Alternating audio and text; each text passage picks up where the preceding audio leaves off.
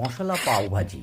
দেখুন, বাটার দেন, বাটার দিয়ে তেল দিয়ে একসঙ্গে ভালো করে গরম করুন। পেঁয়াজগুলো কুচি করে ওর মধ্যে দেন, আলুটাকে কুচি করে ওর মধ্যে দেন এবং গাজরটাকে দেন কুচি করে, বিটটাকে দেন কুচি করে দেওয়ার পরে মটর দেন, মটর নুন দেন, হলুদ দেন, পাওভাজি মশলা দেন, দিয়ে ভালো করে ফুটান।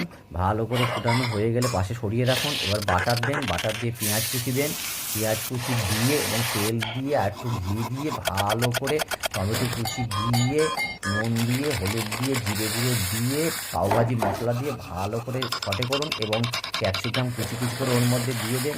দিয়ে ভালো করে নাড়ান। নাড়ানো হয়ে গেলে তারপরে ঘন হয়ে আসলে কপিগুলোর মধ্যে দিয়ে ভালো করে স্ম্যাশ করে ঘন হয়ে আসলে একটু জল দেন।